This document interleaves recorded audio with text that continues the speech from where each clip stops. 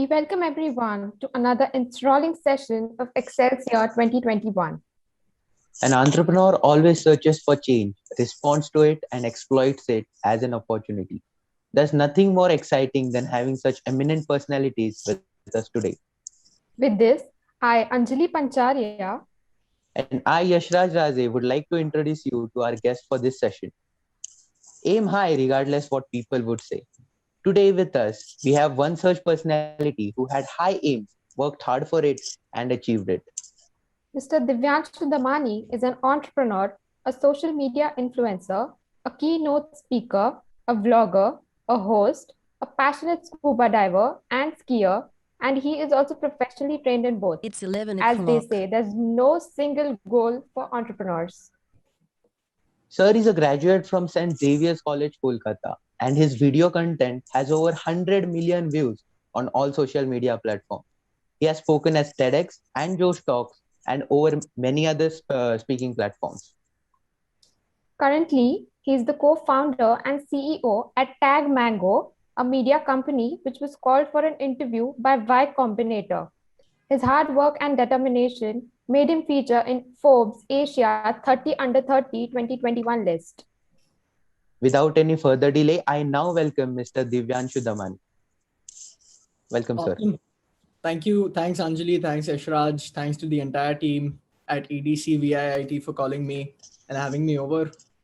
What's up, guys? Hope everyone's doing extremely safe. They're keeping healthy. And I'm glad. I'm actually very, very thrilled to be a part of any entrepreneurship related events, especially events related to any kind of extracurriculars, because this is what has effectively shaped me while I was at college. I used to organize a ton of such events. I used to take part in even more such events. And most of my skills and most of my talent has actually been shaped by being a part of these events itself. The place that you are at, where Anjali, you and Yashraj, you guys are effectively like hosting. I used to host similar events. I used to call on guests, make their introductions, and doing it one after the other has effectively allowed me to be where I'm at today. Yes, sir. We now call the moderator. Our moderator for today's session is Mr. Prithviraj Singh Chauhan, founder at Backstage with Millionaire, a YouTube channel which aims to become the largest repository of entrepreneurship content online and give a boost to Indian startups and ideas. The channel has over 141,000 subscribers. Sir, who left his home at the age of 14 to selling his first company at the age of 16, has been gathering his share of professional experience since really young age. He also built the Indian Wire, which is an independent digital publication that offers news and updates on latest happenings across the world. He also heads an NGO named Empowering Rajasthan, which helps rural women and students across Rajasthan to take entrepreneurial route. A high school dropout to one of the youngest CEOs in India, he's an inspiring entrepreneur to us aspirants. Let's welcome Mr. Prithviraj Singh. Hi, I hope you can hear me. Yashraj? Yes, sir. Welcome. Hi, Divyanshu. Hi, Anjali. I hope everyone's doing good. So thank you very much for having me here. I mean, this is certainly going to be my first experience moderating a session for a college. Like, I've interviewed hundreds of entrepreneurs for the YouTube channel that was just mentioned. So yeah, I just hope and I just wish to have a productive conversation with you, Divyanshu. And I really hope there will be a lot of takeaways for everyone who is watching this session right now or after this. So thank you very much, guys. Let me know once we are good to start, and I will. Yes, sir. Yes, sir. You can. Now we would like Prithviraj sir and Divyanshu sir to take over. Yes. Awesome. Thank you very much. So, so actually, Divyanshu, the moment I did a little bit of research about you, it says social media influencer, young youth. So I'm pretty sure those are some of the key terms which a lot of people watching this live stream or basically in the session today will find well.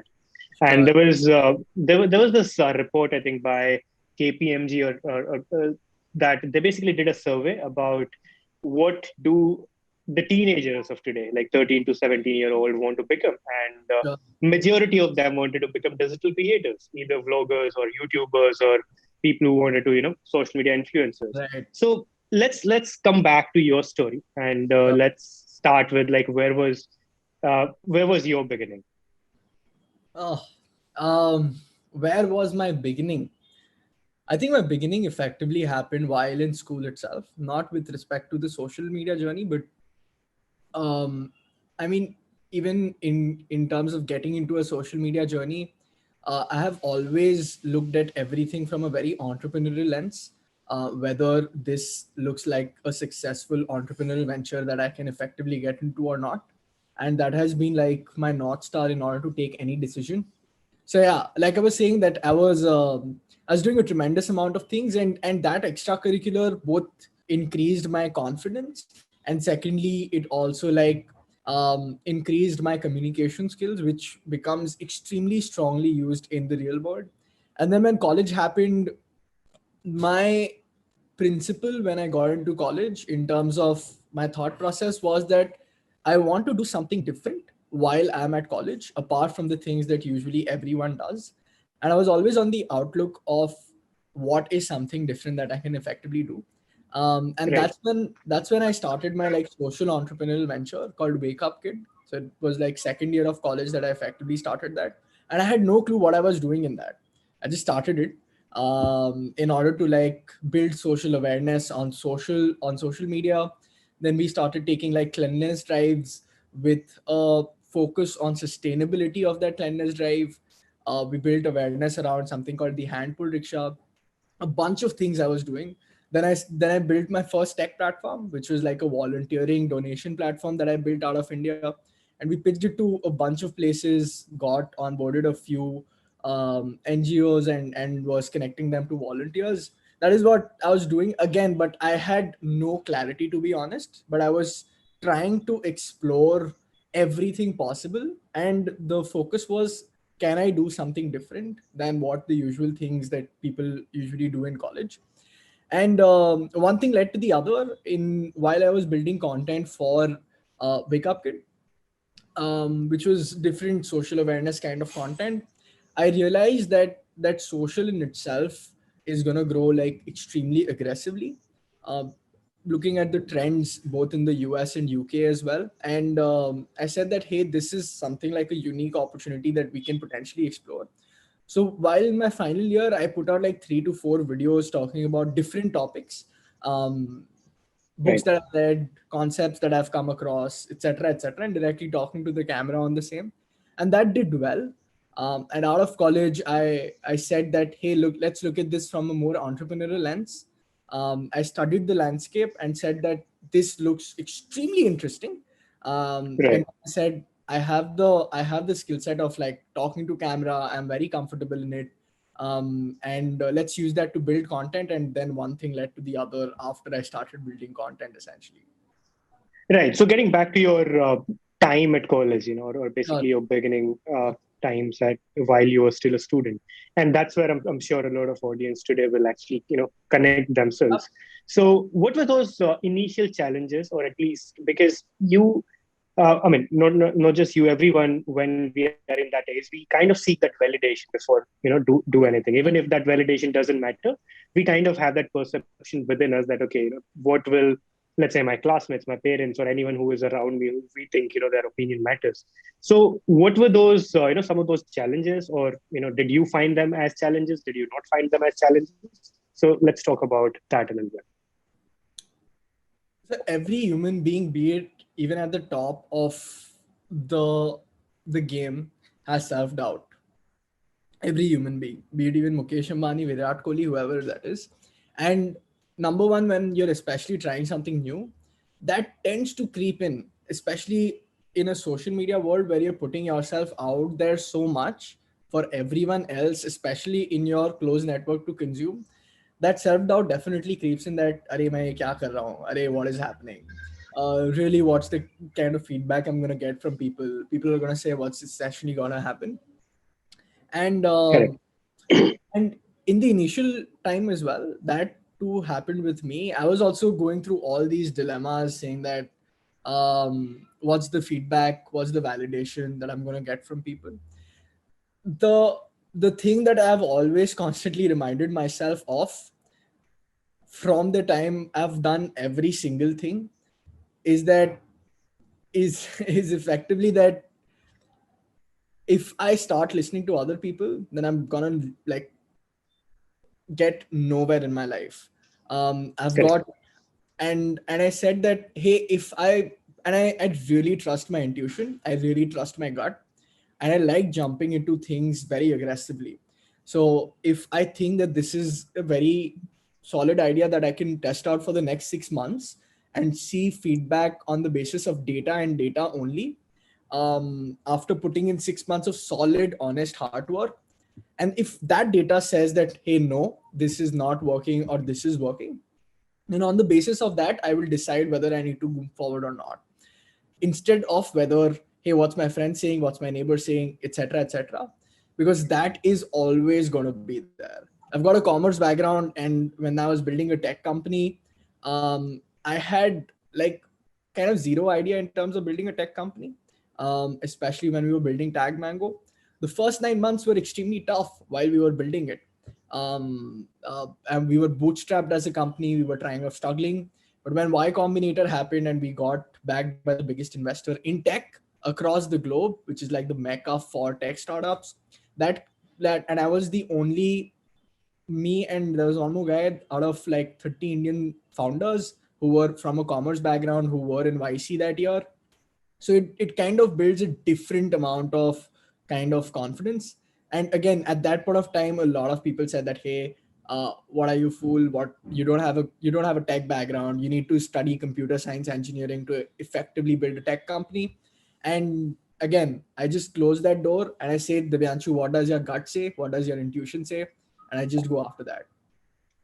Okay, so we actually spoke about building a team and having a commerce background and building a tech company. So these would be the keywords of my next question. That so I do interview a lot of entrepreneurs, and a lot of wannabe entrepreneurs basically reach out to us and they say that okay, I do need to find a co-founder who can take care of tech for my company, Sure. or how do I find a technical co-founder? So how was your like how did you build your first team, and how has that been like building a tech product, being someone who is from a non-tech background? Sure. So with respect to building the first team, I'll tell you how I met my co-founder. So my co-founder Hassan, effectively, both of us are from Calcutta, and we've known each other from the time I was in second year of college, and he's like a senior year elder to me, and he was building his own web IT development company in Calcutta itself. So he was doing well, young, driven guy looking to build a lot of different things. And we really hit it off because when I met him, we were discussing startups, we were discussing problems that we can effectively solve for, we were discussing fresh ideas out there. And he was applying to Thiel Fellowship, and I was applying to HBS at the time. So both of us really hit it off because we thought differently and we were very driven kind of folks from Calcutta itself. And you don't find like those guys from Calcutta if you know Calcutta as a city, because we've got a very laid back Right. kind of a culture. And this was 2015, 2016. And from then till at least 2019, when we effectively started, we used to catch up for coffee and we used to discuss and brainstorm on different ideas that, hey, this is something potentially we can build on. This is an industry we can potentially disrupt. And we used to just meet for coffee and have these discussions after having read material on different things happening across the world. And one thing led to the other because I knew how Hassan worked. He knew my background and what my way of and style of working was. That is when we came across the idea for TagMango.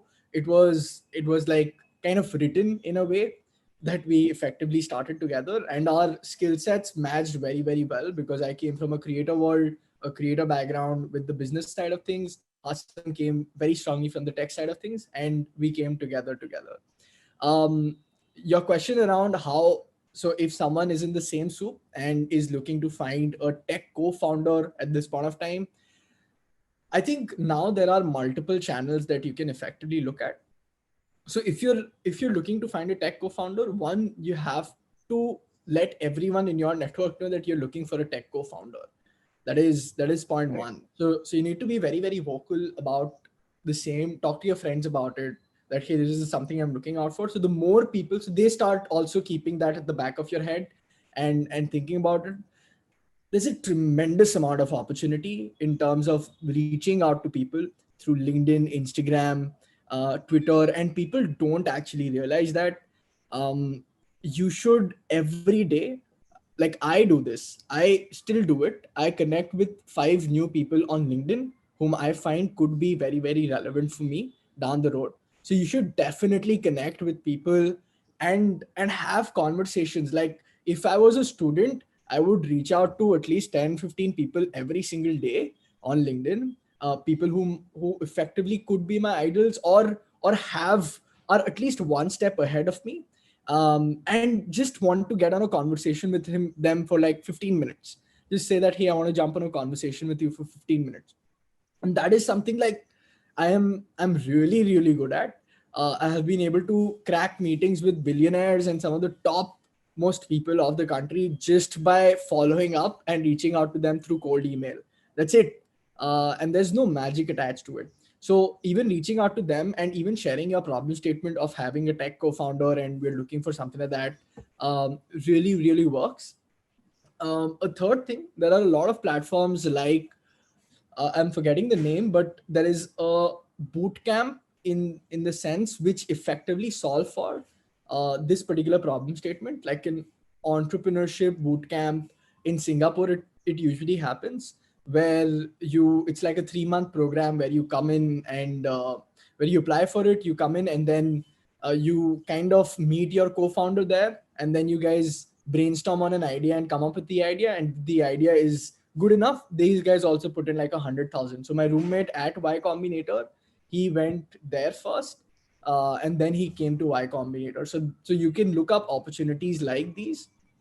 And lastly, guys, to be very honest, if it's not 100% necessary, if you have an idea, you should in fact start testing it out without a tech co-founder. If you can test it out without a tech co-founder, most minimum viable products, so most products that you begin out with essentially, जो एकदम starting का होता है, वो Google Sheets और customer के साथ offline बिना website के बिना app के भी test हो सकता है.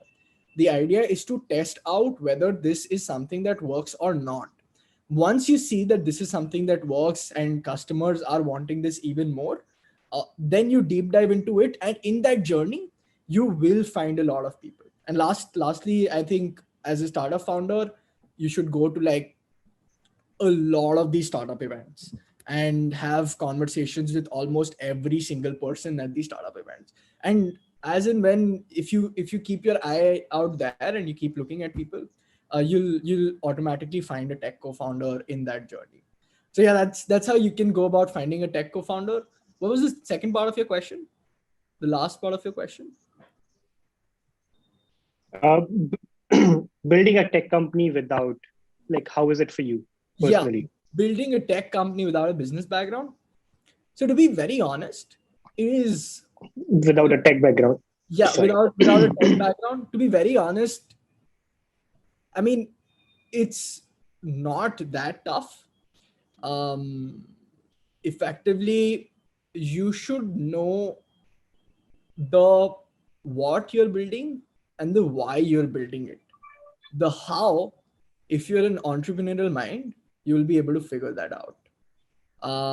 And the how effectively is finding the right talent around you, finding the right people to bet on, having a strong understanding of consumer psychology and human psychology so that you can manage a team, you can manage your customers, you can talk to investors.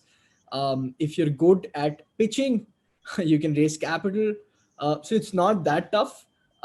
There are certain disadvantages, yes, but those are not such bigger disadvantages that you can't effectively cover for without having a tech background, to be very honest. And this is what everyone, although we are at an engineering college, but everyone out there, I think all these, you should learn to play to your strengths. So every single day, I am just thinking to myself, what is my strength and what can I effectively work on even more, which can amplify the progress of the company 2x, 3x, 4x, 5x. on a daily basis. Like that's what I'm thinking on a daily basis. And that is all I should do. And if I'm not strong at something and I'm not good at a lot of things, I should find the best people who can effectively do that for me. And I just have to create the framework where this coordination is happening in the most seamless manner and everyone is motivated to go after it. I think that's how you should go about thinking about having, like, that's my journey of having a business background and building a tech company. Sorry about this. Actually, I've just not been best my health. So, getting back to your journey again, there were a couple of things that you mentioned, and a lot of students will again, find that connect there. Sure. A lot of people come to me and they say that, okay, we do have like tens of ideas. And every single of them could become like a potential $1 million idea. How do we zero down? So you did speak about, you and your co-founder Hassan basically brainstorming on a lot of different ideas. Sure. So what were like, some of those ideas, and how did you finally zero down on what you're building today? What were some of the ideas and how did we zero down? So one idea we were brainstorming on was something very similar to the Thiel Fellowship.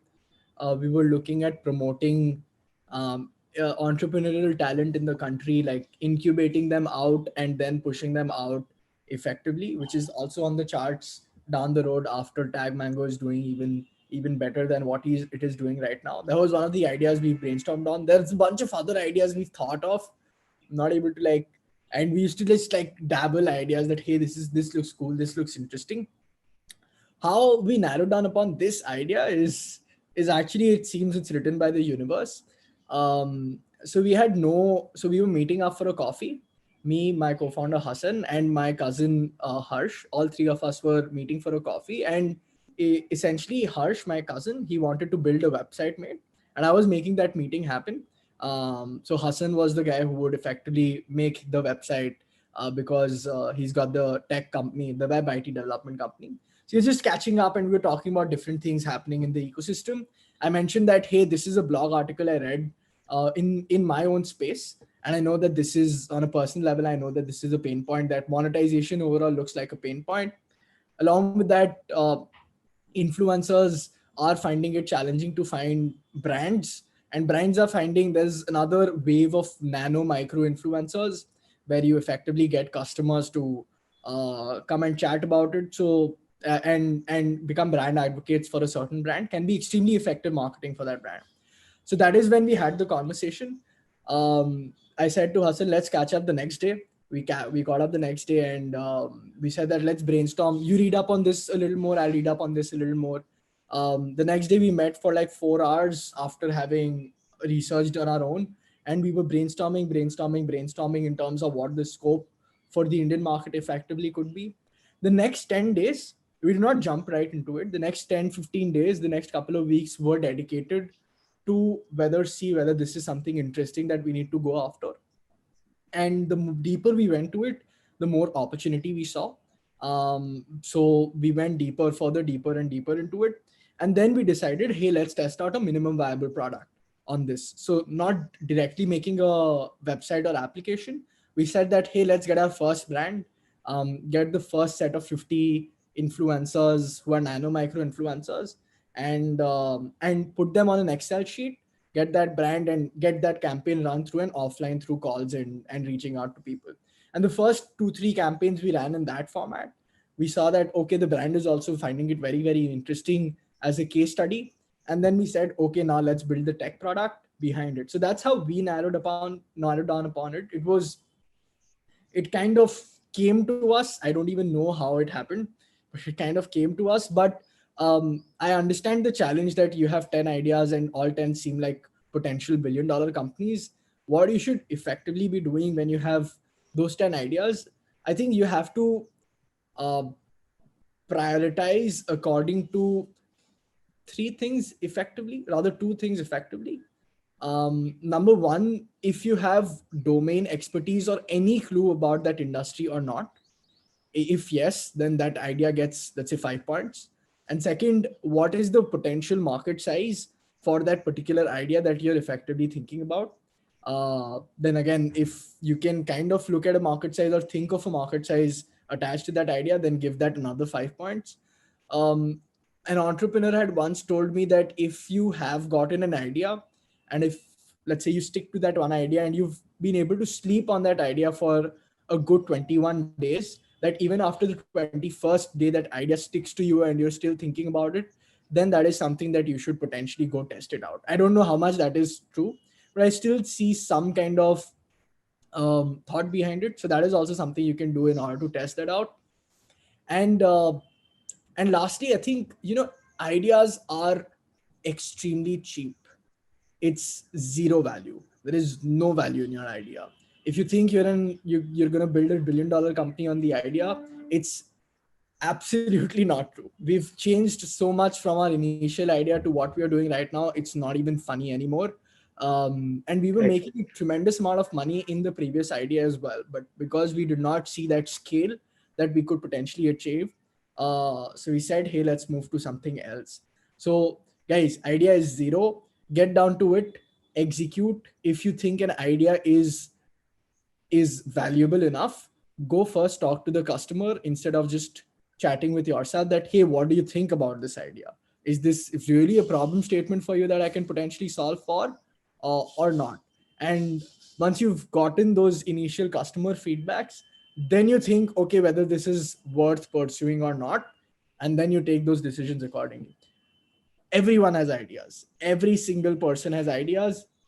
It's the only winner is the guy who executes. And this is the most common advice you'll get amongst entrepreneurs, because that's the honest truth. Yeah, that's the only truth that's out there.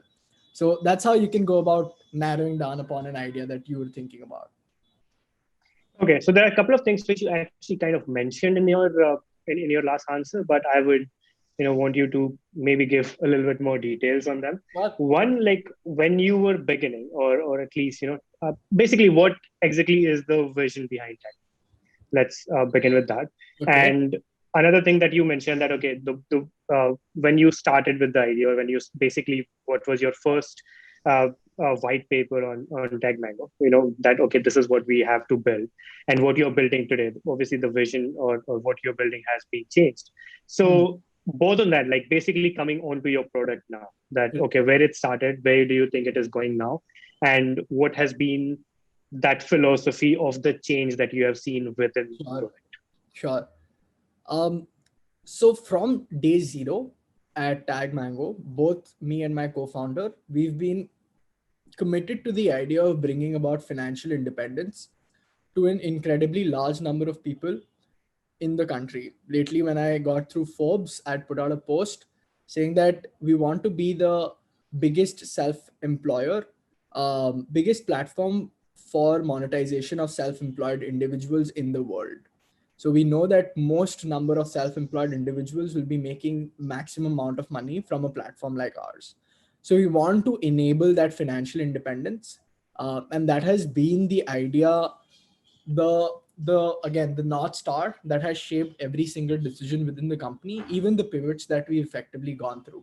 So initially, we were building a nano micro influencer kind of a model where we were connecting in smaller level influencers with brands and asking them to market for these brands using their social media clout and their presence.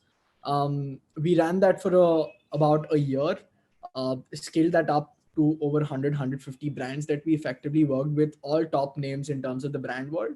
But we saw a couple of major challenges. One was operational challenges. So we were becoming more of an agency, less of a tech product. So scalability was taking a hit there. And second, primarily, we were looking at dependability. So you were very dependable on social platforms like Instagram, Facebook, because the influencer at the end of the day had to go about posting on these social channels. And that brings us to a very vulnerable position, especially when we become that big and we become $1 billion company.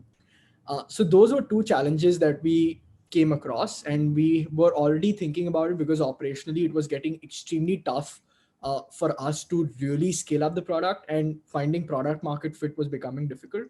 So we came back to the drawing board. We said, what else? What is different we can solve for the same problem of monetization for creators? same problem of bringing about financial independence, but in a better way. So we said, hey, instead of the creator going to the brand, why can't the creator effectively go to their own audience and provide some kind of value to their audience, be it through exclusive content, exclusive interaction, whatever format of that interaction could effectively be. And again, we brainstormed, we looked up models outside, even made it very, very relevant for the Indian market. And that is what we are building. So creators can effectively build communities on TagMango right now. They can provide exclusive content on that community through video, text, audio. They can exclusively interact through one-on-one video calls, through chat with that community, through other forms of interaction as well. And every interaction can be charged to that community. So that solves for the problem of monetization for that creator. And simultaneously, they are building a deeper and deeper community on TagMango itself.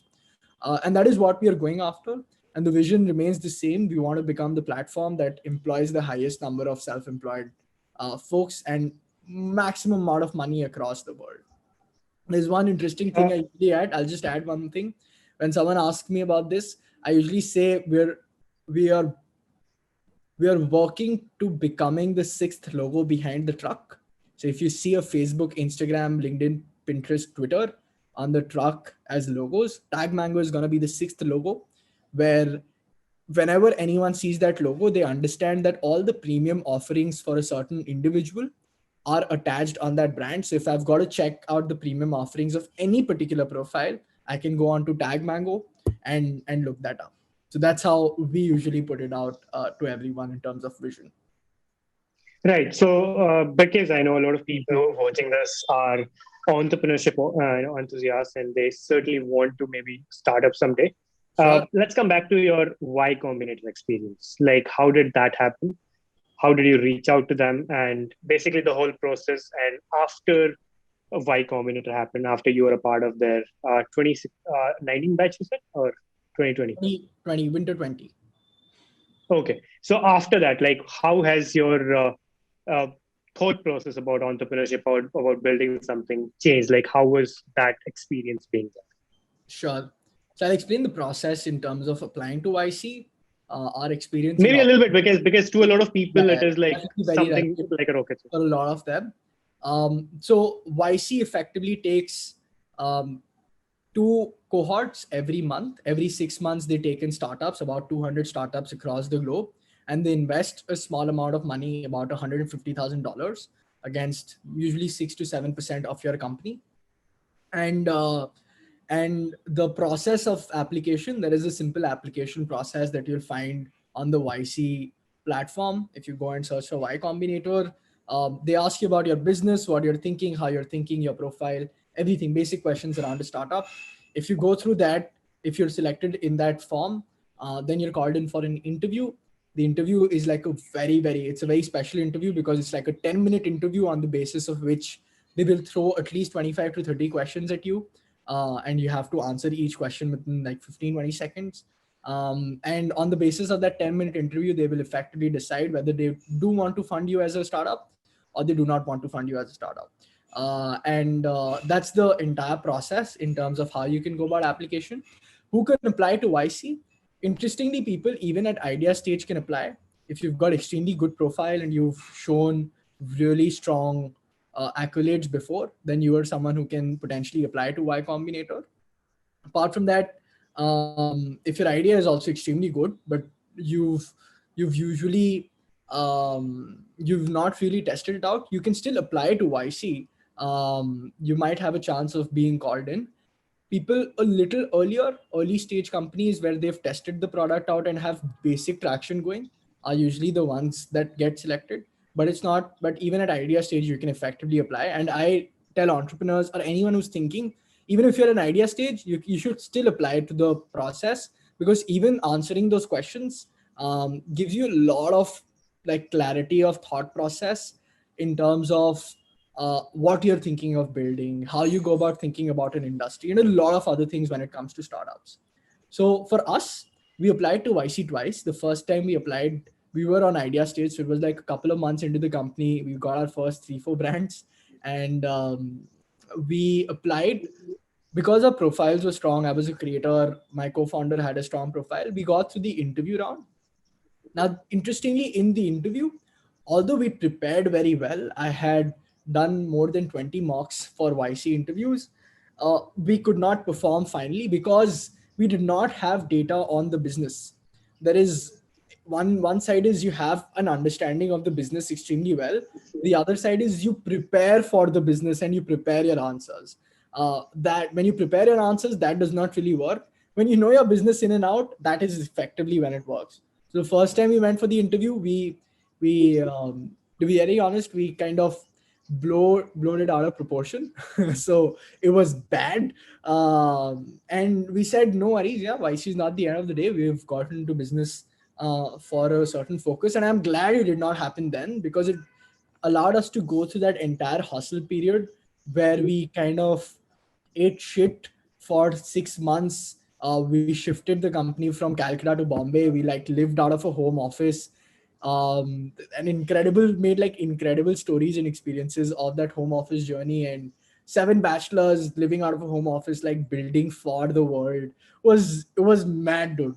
Um, and um, and yeah, and then we again, the next time we effectively applied for YC, we were doing tremendously well as a company. We had good traction for us. We had a lot of data insights. This time I said I don't even need to do any mock interviews anymore. I just did one mock interview.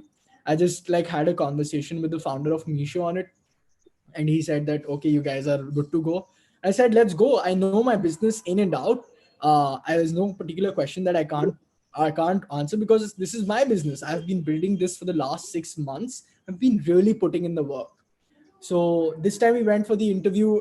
We kind of kicked ass. We were extremely good at the interview. Every question we could take very well, because we've been building the business. And this not just happened for Y Combinator, it also happened for Techstars. So we went for Techstars, which is another startup accelerator. And we got through both Y Combinator and Techstars, the world number 1 and world number 2 in terms of startup accelerators. So that was extremely powerful for us. And then after we got selected, we went to Silicon Valley for 3 months at YC. And the impact that YC had has been kind of, I can't discount it at all. It's tremendous, because it gave me two things. Number one, it gave me the thought process of running a startup. So running a startup is very different from running a traditional business. Thinking about how you should go about talking to your customers, thinking about how you should potentially think about finding product market fit and be more focused on that, thinking about not having distractions of PR, of a bunch of such distractions, and being hyper focused on your product is like at the core of what Y Combinator effectively teaches. And the funny thing is, every material we went through there is right now available on YouTube. So you can go on to Y Combinator's YouTube, and you can get the same material that we effectively learned while being at YC for those 3 months. And it's like totally changed our thought process as startup entrepreneurs and how we think about it. And to be very honest, one thing that I really got after YC was this insane amount of confidence in myself. Because again, there were so many doubts that always are there at the back of your head. But when you have such a massive validation from someone who's been out there, it just kind of says that, okay, Divyanshu, keep your head down, keep working hard. You've kind of cracked the code that it's just about working hard and being persistent, and you're gonna find your way. And even when I interacted with some of these top minds who are building the future of our planet, I realized that अरे ये जैसे सोचता है, it is very similar to how I potentially think about problems. So there is no vast difference in the way a founder of $1 billion company is potentially thinking, or a huge ass founder is thinking, compared to how I effectively think or how anyone else effectively thinks. You guys also, everyone who's listening right now, there will not be a large gap in the way we approach challenges or in the way we approach problems. We will effectively do the very same things. It's just a difference of attitude and having that confidence ki that I can also go about doing something like that. So if you look at a Ritesh Agarwal or a Vijay Shekhar Sharma and say that, hey, what they've built, I can also potentially build because I have confidence in myself that I'll be able to build it. You'll be able to build it. It's that stupid simple, and not complicated, because you're gonna find ways how you can upskill yourself and make this sharper, in order to effectively get where they're at this point of time. So it's just that, and that confidence has been tremendous. And post YC, everything changed. How we looked at things, how we uh, dealt our team, how we pivoted in our business model. And yeah, the pivot happened. A large part of the pivot happened because of YC. We had a lot of with the YC CEO. I had a lot of conversations around, hey, this is what we are building. What do you think about this? And I effectively हम उसके घर चला गया उससे बात करते करते कि मेरे को बताओ ये आप बता रहे हो कि ये मॉडल सही नहीं है, but I have, as an entrepreneur, I become very defensive that, hey, we've been building this, what are you saying? उसके घर चला गया, I played with his kid while I was saying that, hey, this is something we can build on, this is something we can build on. And really humble people, man. I mean, insanely humble, which is, all of them have sold multiple billion-dollar companies, and so humble that it's not funny. So those are things that YC as an experience provided me, and it's been crazy after that. Right. So obviously talking about that learning that almost everyone is pretty much the same in their thought process. It's all about attitude and that confidence. So I think we are over the time which was allotted to me of 40 minutes for this interview. And now I'll open this floor. So you're almost perfectly on time. So I'll open this floor for questioning. Anyone who has any questions for Divyanshu, let's begin that. And yeah, I don't know how will that work, if they have to write it or they can just switch on the video and there's a Q&A. Just ask. Okay, I think yes. Questions in the Q&A section. Okay, thank you. Yes. So the first question from Swapnil is how you were executing your ideas during your startup journey, which I think we have already spoken about it. That was asked 20 minutes ago. Athar was asking, is planned obsolescence something startup like launched or decently established lack and should consider to make customers keep coming to gain your service or products? Is planned obsolescence something startups lack and should Yes. continue to make sure customers keep coming to gain your services / products?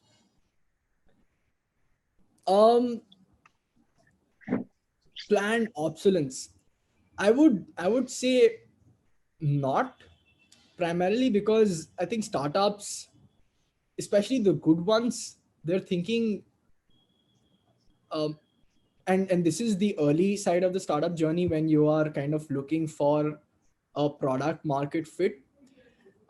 It's not just that, hey, if I have this one product, I need to push really, really hard on this one particular product or service. It's like, hey, this is something I put out, got the first 10 customers. After that, I talked to those first 10 customers in terms of what their effective response has been of my product.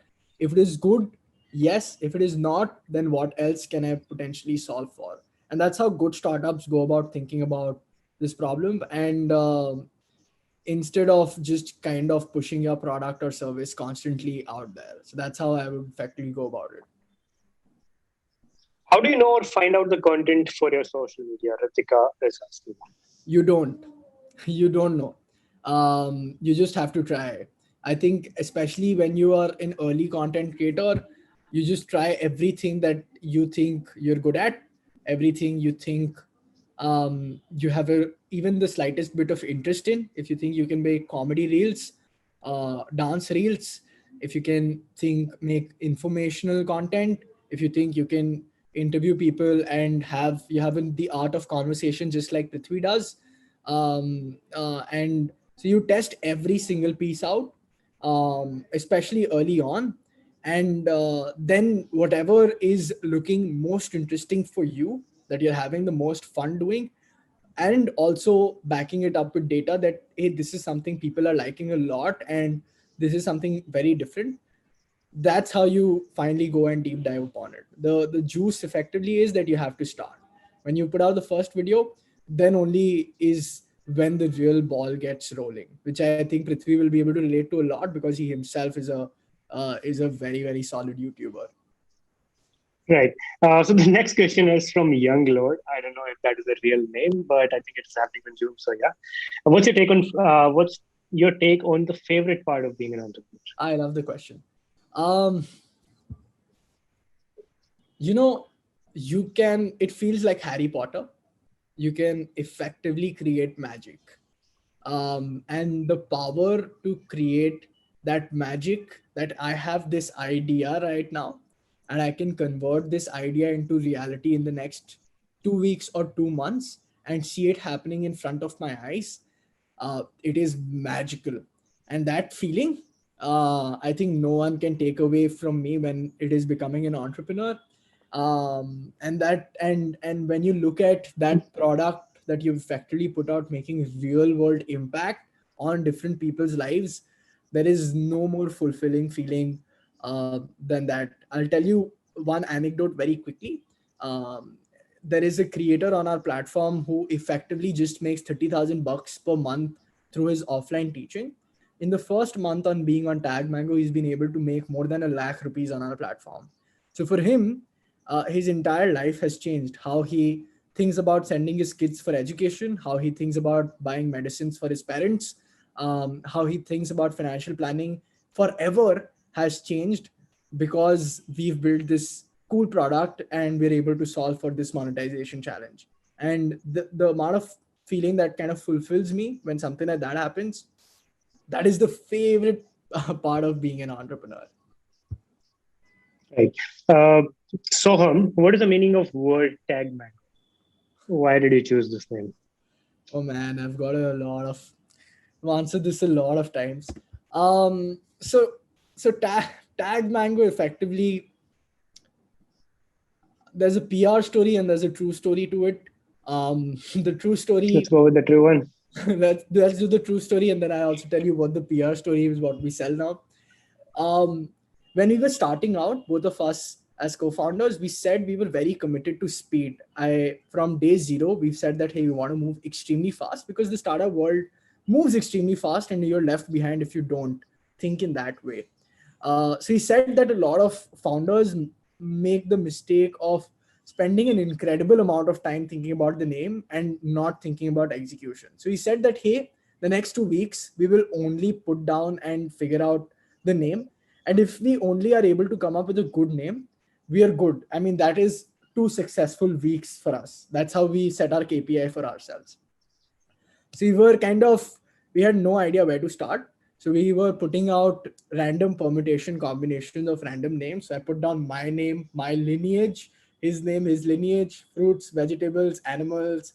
And we were happy to have a very offbeat name as such.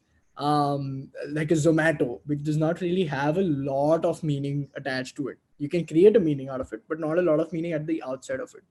So you said we're okay with it, and we're doing all this permutation combination. On one particular day, the final day, we put down like social media and everything related to social media because we were in the space. So tag, like, comment, share, etc., etc. We were putting down on a video on a piece of paper. And then we were picking up that word and combining it with like different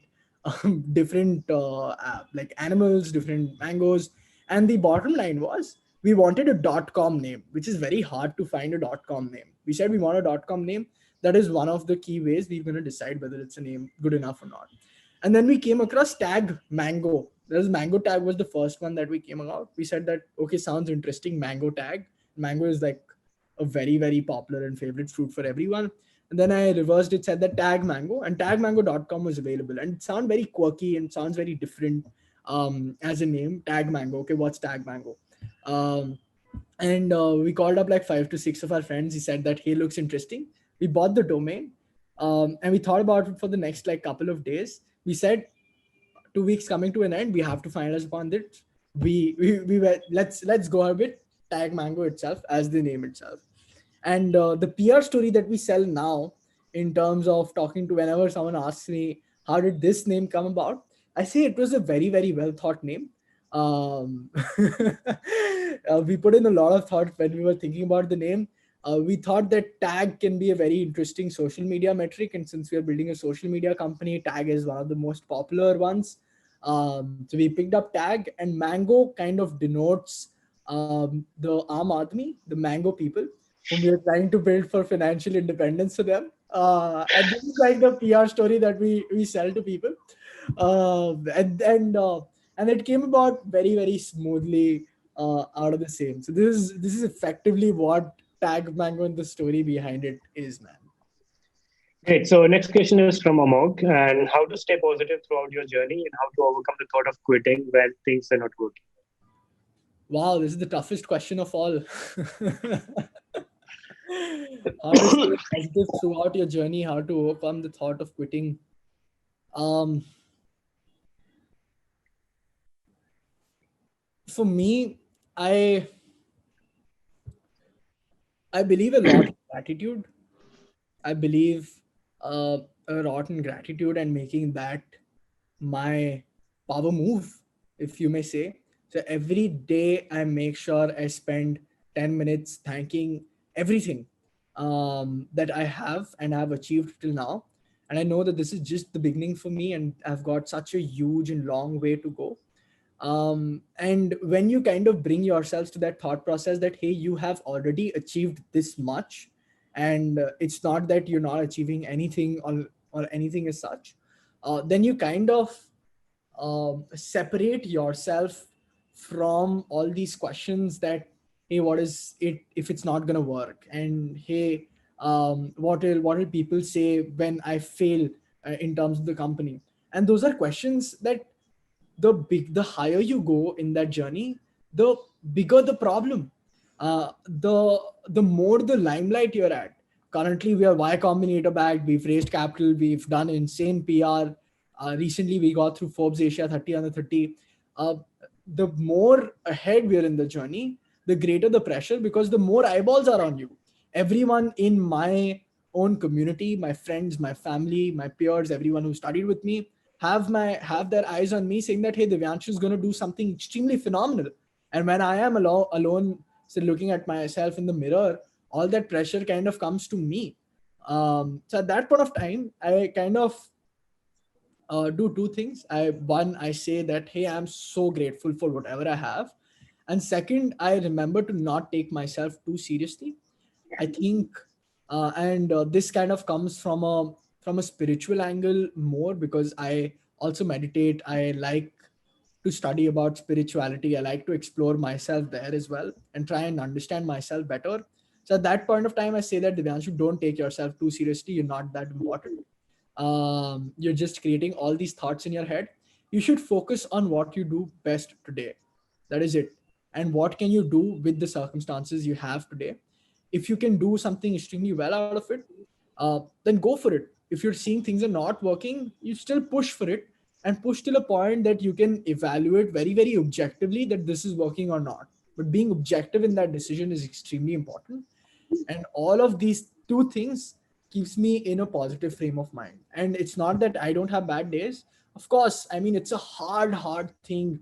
To be very honest, I'm not going to say entrepreneurship is easy. It's hard.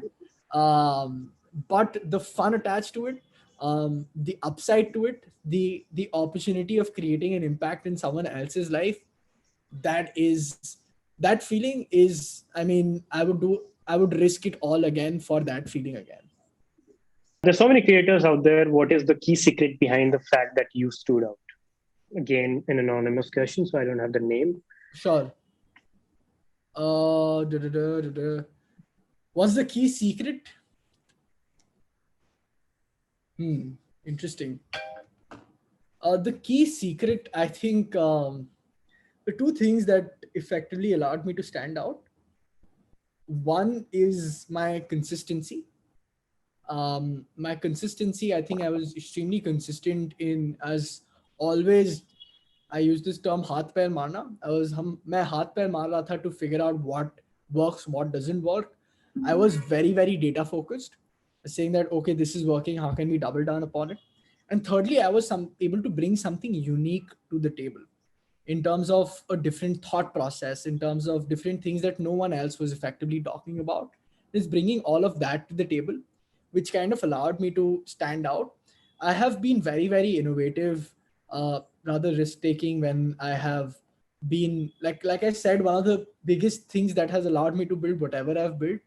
I don't really overthink a lot of my ideas. I feel that, hey, my gut says that this is something that you can potentially do. I jump right into it. So I started a talk show in like 2017, 18, in 2018, where I was doing this DD show. I got like 10 like entrepreneurs, youth icons, Shirley Sethi, Ananya Birla, Ashish, Sejal, a lot of these guys onto the show early on in the game. So a lot of things I've done, which are, I was open to that innovation and trying out different things, and I was consistent AF. I work really, really hard. I'm very, very focused towards what I do. I'm extremely driven as a person in terms of what I want to achieve, and that's the kind of people I get around me, who inspire me to do more. And I could see real world impact happening because of what I was able to achieve, and that like allowed me to stand out. I think there's no other secret sauce to it. If you like, to be very honest, one thing I've understood, if you like just honestly put in hard work for 3-6 months on whatever project it is, and you'll get wherever you want to go. I mean, there's no there's absolutely I mean, I can write it and give it to you. I met Radhakishan Damani, who's the founder of DMART, and I asked him, Ki, what's your secret to success? He said, Divyanshu, don't overthink success. People only keep it's not that difficult to actually achieve success. People only overthink कि अरे मेरे को successful होने के लिए ये करना पड़ेगा. तुम फोकस्ड काम अगर करेगा 10 घंटे 12 घंटे during those weekdays, you will achieve wherever you want to achieve. That is it. I was like, that sounds stupid simple coming from the second richest man of the country, who's worth $10 billion now. But that's the only truth out there. There's no other truth. This was a great note to finish it at. And it was great talking to you, Divyanshu. I hope to be in touch after this too. Awesome. Glad to connect, man. Yes, sir. Thank you so much, Divyanshu, sir. These were some really inspiring and enlightening words. This will surely help us and all the audience today to make ourselves a better person.